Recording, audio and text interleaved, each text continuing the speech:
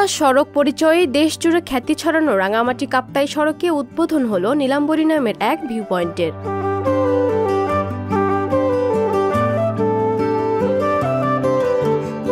গাছের চারা রোপণ করে আই লাভ রাঙামাটি লেখা বর্ণিল এই স্থানের উদ্বোধন করেন রাঙামাটির জেলা প্রশাসক মোহাম্মদ মিজানুর রহমান।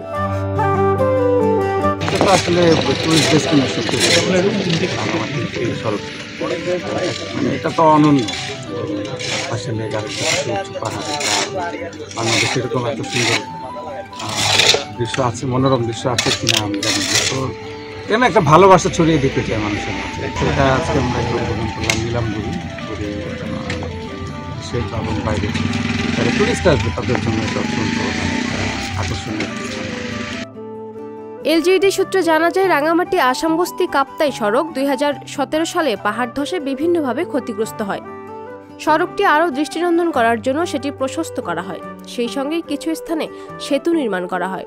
সড়কটি সংস্কারের ফলে সহজ হয়েছে কাপ্তাই বান্দরবানের যোগাযোগ ব্যবস্থা।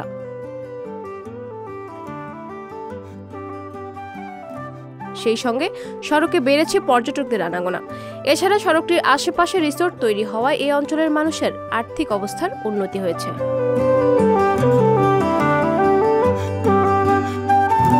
এটা রাঙ্গামাটি এবং বান্দরবানের মধ্যে এটা সবচেয়ে গুরুত্বপূর্ণ সড়ক।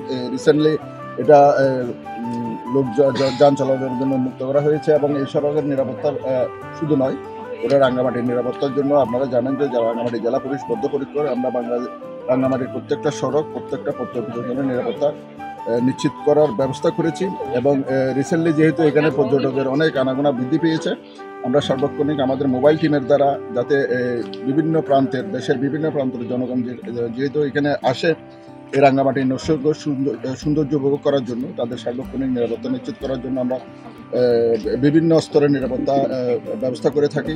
সার্বক্ষণিক মোবাইল টিম এখানে কাজ করে, তাছাড়া অন্যান্য সংস্থার লোকজন এখানে বিভিন্নভাবে ইন্টেলিজেন্স তারা কালেক্ট করে এবং এরকম কোনো থ্রেট এ পর্যন্ত আমরা পাই নাই। আমরা আশা করছি যে যারা এখানে রাঙ্গামাটির সৌন্দর্য উপভোগ করতে আসে তারা নিরাপদে থাকবে এবং তাদের নিরাপত্তা বিধান করাটাই আমাদের সর্বোচ্চ প্রায়োরিটি।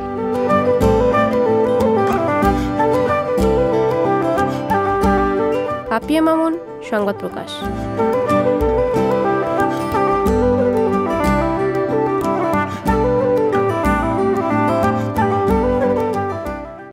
সংবাদ, ফিচার ও অনুষ্ঠানের জন্য ভিজিট করুন সংবাদ প্রকাশের ওয়েবসাইট এবং যুক্ত থাকুন ফেসবুক পেজ ও ইউটিউব চ্যানেলের সঙ্গে।